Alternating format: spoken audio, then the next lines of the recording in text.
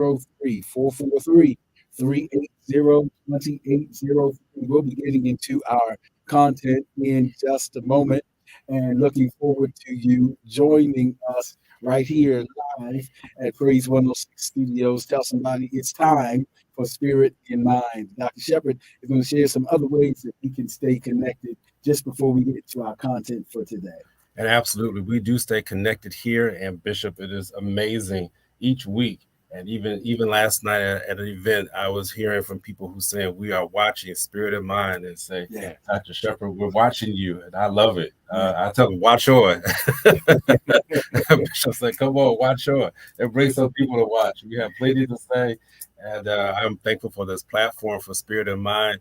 We take this platform so seriously, and we've been doing it for over 4 years now. And we are so thankful for each of the people who have come up to us and let us know that you are listening and you are being blessed and being benefited. That's why we do this, to make sure that the body out there is well, not just well physically, but we want you to be well mentally. And so we're thankful for you. You can reach out to Bishop Seaguy Robinson. He is an author, a noted author, and we're going to double back to that.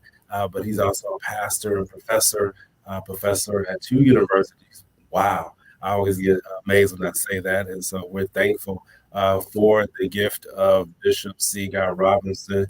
I don't want to neglect, he is a family man, and he is definitely concerned about his family. Many times I just raise up his professional accomplishments, but he definitely has the order correct. And so we're thankful for being able to sit by this great man of God. And so you can go and you can look him up on YouTube. You can look him up on Instagram, or Facebook.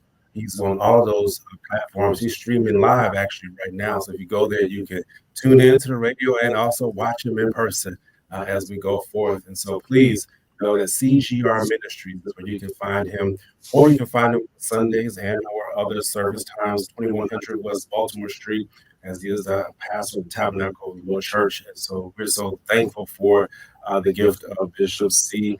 Guy Robinson.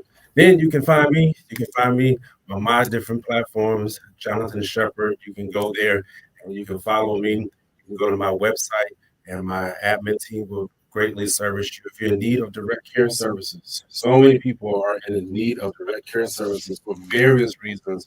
And so I'm so thankful for the recommendations, for the referrals. And even if I can't help you, typically I'm able to find someone, put my hands, or put you in touch with someone that can assist you if you're in need of direct care services for wherever it may be. So please reach out to me, drjonathanshepard.com, and I'll do my best to make sure that we connect you with the right services at the right time. And so we're so excited that you're here with us. Just like I said, I'm going to double back. Bishop has his book with me. I want you all to know that I did follow through on my promise, and I did get my 5 books. And I left them. I left them at home today. I was supposed to get them signed by Bishop today. But nonetheless, but Bishop, please tell us about this new book, The Soul Care Birthright. Absolutely. We're excited about the release of the Soul Care Birthright right here. If you don't have it yet, you can certainly get it on Amazon in Kindle format, or if you want a hard copy like this, or Wednesday, July the 17th, little over, maybe about little over a week from now, we will be having a live presentation and discussion on the contents and a book signing. So we want to invite you to join us at the Tabernacle of the Lord, Baltimore, Pulaski Street in Baltimore, Maryland. If you're out of town, we'll be streaming it. So you can join us from wherever you are in the country at our Tabernacle website, and we'll have more links and on my website and social media pages as well, because we want you to join us in the discussion. We want you to join us in getting your copies. If you can get it now, you could probably have it read by the time we sit down on the 17th to have that conversation. So the Soul Care Birthright is subtitled The Theology of Mental Health for Ministerial Practice. And we look at some of the relationships, how it evolved, how we can bring those worlds together. You know, collaborative care is at the center of my ministerial passions. And so we hopefully equip ministers with some more tools psychologist Judith Beck, daughter of Dr. Beck, noted for his contributions to cognitive behavioral therapy. Dr. Judith Beck said it is not necessary for ministers, if you will, or para groups to be, if you will, psychologists, to have certain tools from the psychological trade at their disposal in the practice of being the first responders. And so we just kind of bring some things to bring that awareness to the mindset, including thresholds of referral, how to recognize all those kind of things. So the Soul Care Birthright is all about that, to equip ministers with some more tools to do the work of ministry in collaborative care as a part of the kingdom of God and a part of the ecosystem of collaborative care for our holistic wellness. Anybody who's heard me before knows that one of my favorite verses is 1 Thessalonians 5:23. That says, "Now may the very God of peace sanctify you wholly, completely, entirely, and may your whole spirit, soul, and body," pneuma, suke, from which we get the word psychology, and soma, may your whole spirit, soul, and body be preserved, which means to be kept and caused to prosper. And so we're all about that holistic approach. And so if you don't have it yet, get your copy of the Soul Care Birthright. And then I'd love to talk with you more. You can hashtag the Soul Care Birthright. We'll look at it and look at your feedback and respond. So thank you in advance for your prayers and support.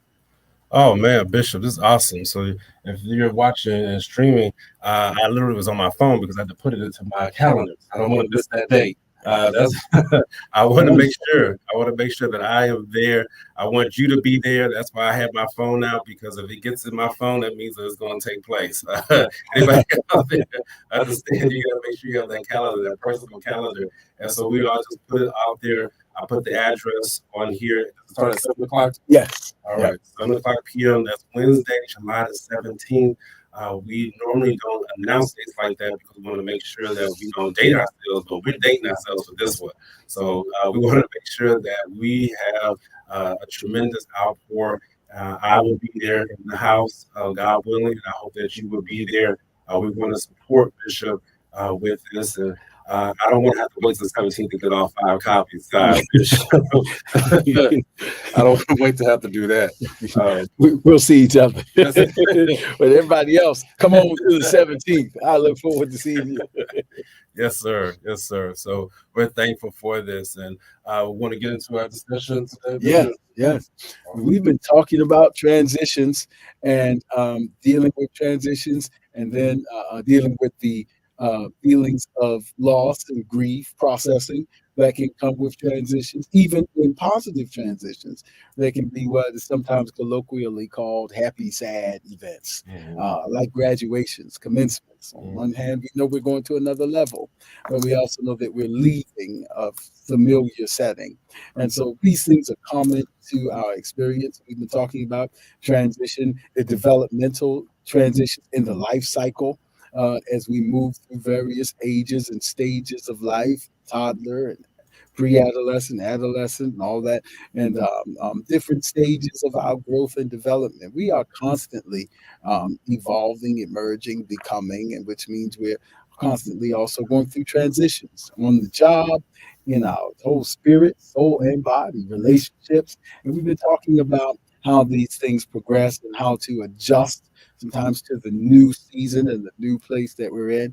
And now Dr. Shepherd is going to bring us to today's discussion. And again, if it resonates with you, you can put something in the chat line, or you can call us at 443-380-2803. Dr. Shepherd. Wonderful. And so thank you, Bishop. And I'm just going to do a brief recap because last week's show was so powerful as we were talking about living in a new place. And I got stuck, if you would, on the topic of being able to release those things that as you go into a new place, you want to make sure that you're not bringing the old with the new and being able to release those old things. And I was even looking at my notes, Bishop, even in preparation for today. And also something that really stuck in my mind, necessarily along with release. I'm sure there's a thread somewhere, but I was really thinking about how we also talked about 2 weeks ago, how we should capture them and don't miss the moment while we're just capturing the pictures or capturing the photograph. That really has been resonating with me a lot lately. I've been sharing that with people that once you arrive to a new place, and once you find yourself in a new place, and you're taking the pictures and you're taking inventory and you're looking to see what new things there are now, you have to take some time to live in that moment. Don't miss that moment. Bishop and I we were in a meeting even today, and we were just talking about how you can look at the progression. You can look at how things have evolved.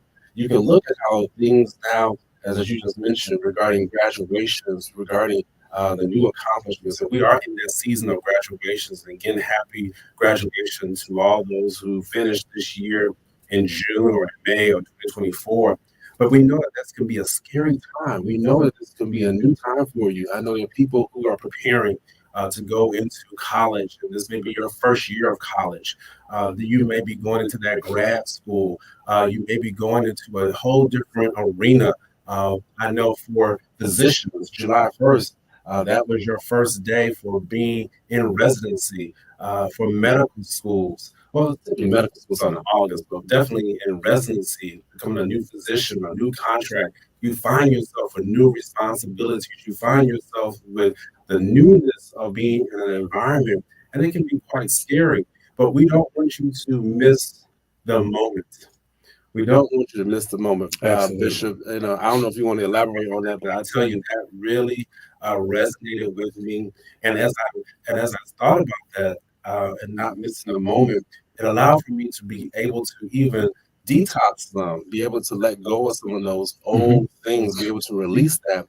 Because as I'm taking time to relish in the moment, if you would, and bask in the moment, it's letting me know that there's certain things that I got to this point that yes, some of them I have to take inventory. They may go along with me as I move further in progression. And then there's some things I say, you know what? I don't have need of this anymore. I don't have need of this thought pattern. I don't have need of whatever this particular device or thing that I once had. And so, yeah, I wanted to start there today and just review through some of those things. And thank you, Minister Donna, who's a part of my church, Donna Roulette. She said, yes, don't miss the moment. And thank you, Janet Rogers. She said, this whole series is like a workbook. Man. There's a thought. Hey. Create a whole workbook. Not missing the moment is critical, and it was convicting for me. There's been some emerging, because still there's still some emerging studies that are being done.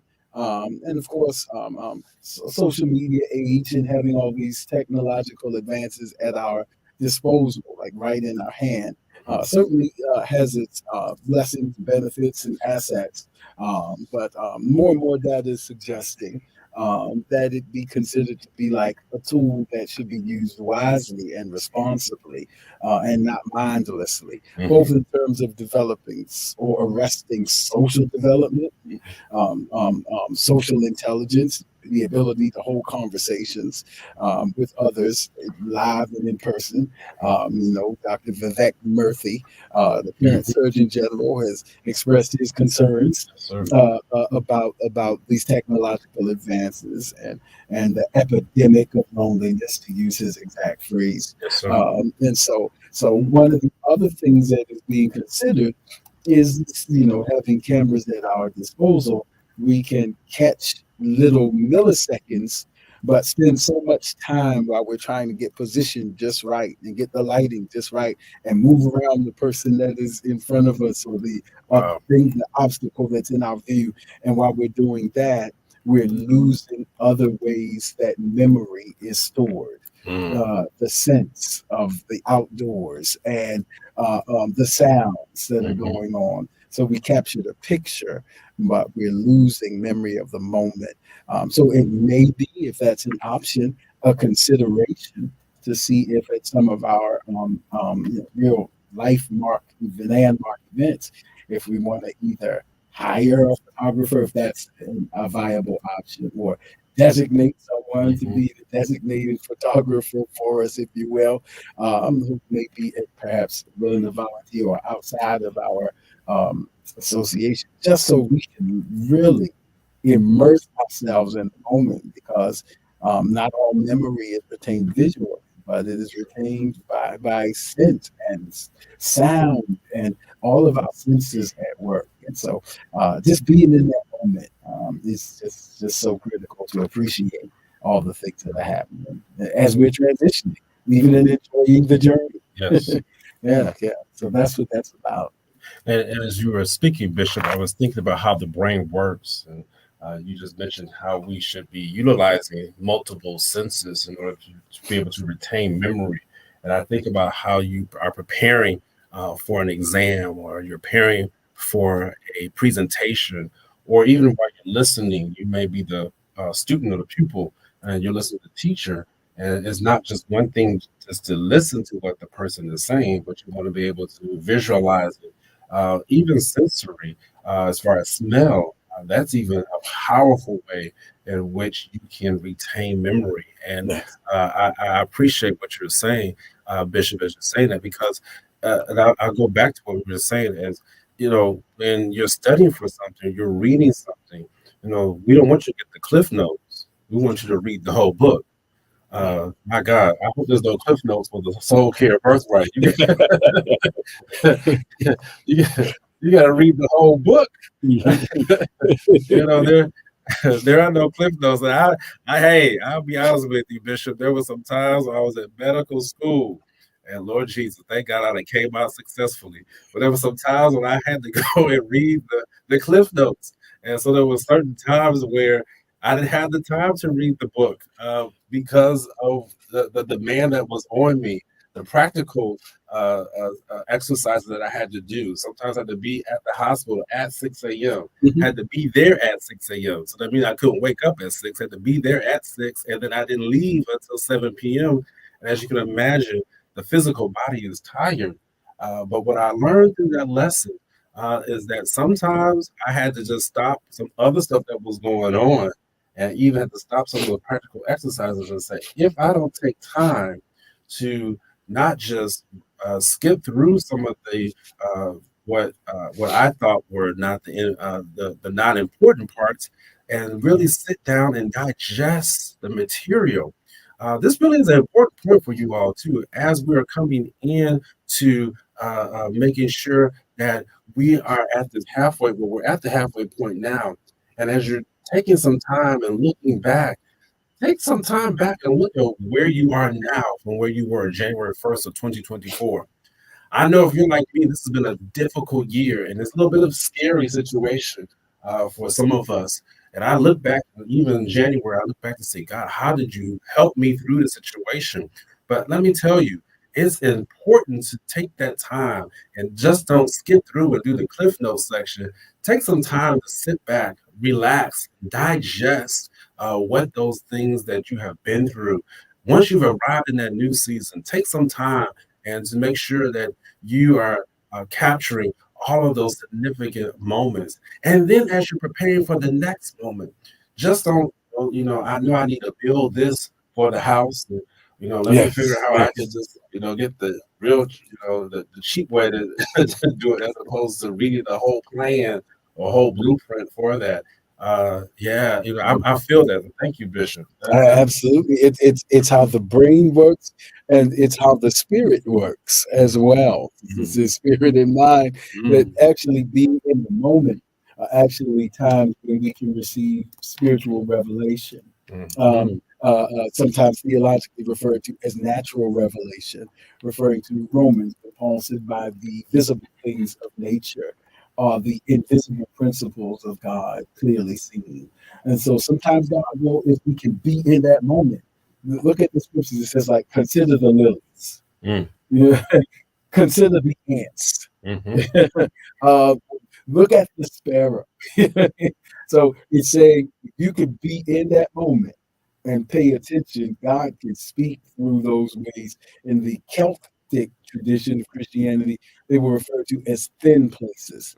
Thin places were places in our natural surroundings, when in their understanding of the cosmos at that time, where the layer between this world and the spiritual revelation world was thin. It was a portal, if you will. Mm, That's why Jesus took Peter, James, and John up on the Mount of Transfiguration, is a thin place. And but to do that, we have to pay attention to the areas that are around us and be in that moment. And we'll see how God is blessing us. Jeremiah, go to the potter's house and be in that moment. And I'm going to show you a work on a wheel.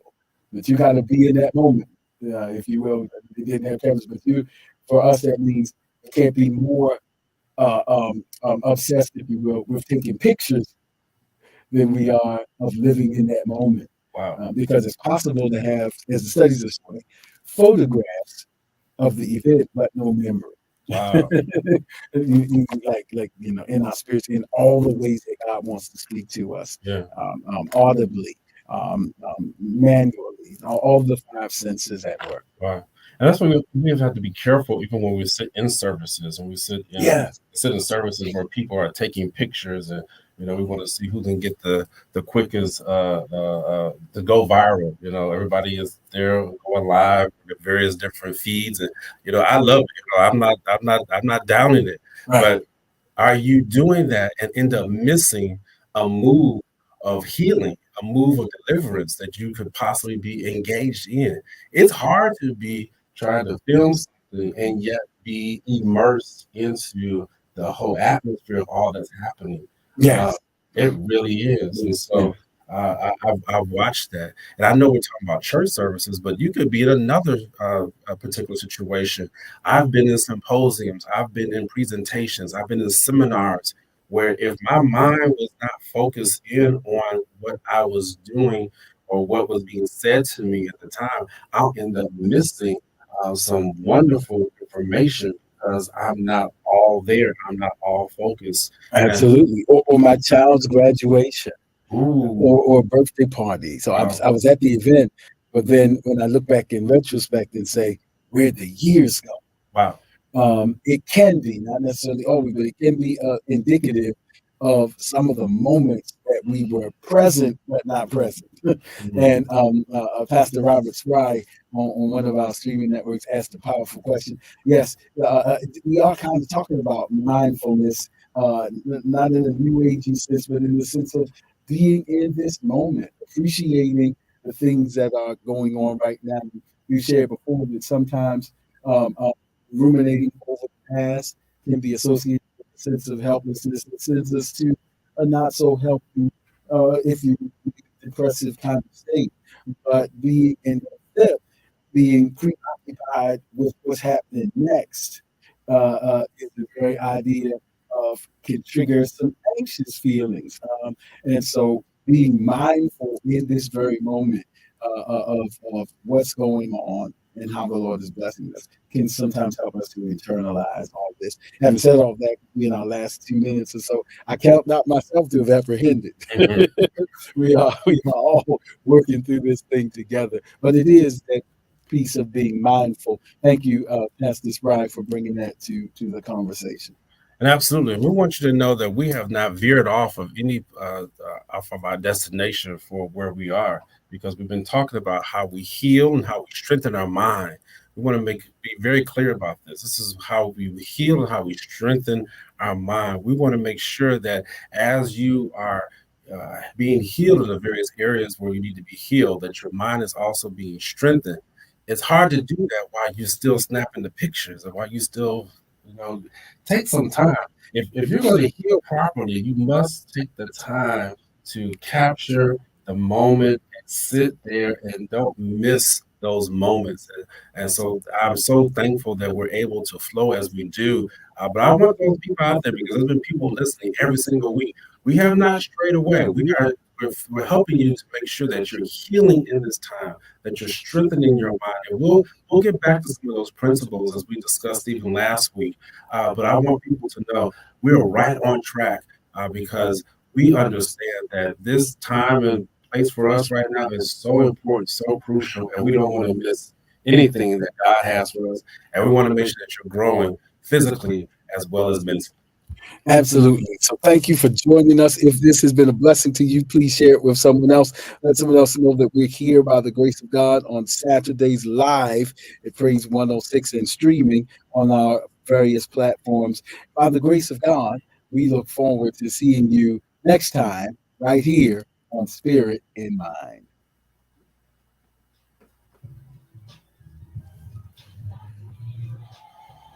Thank you, everybody.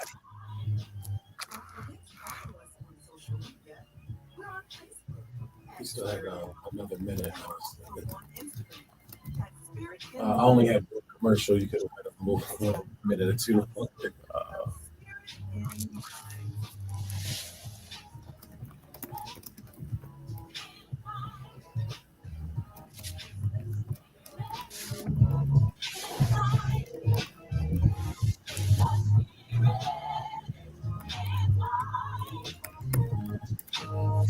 This program is brought to you by Spirit in Mind LLC.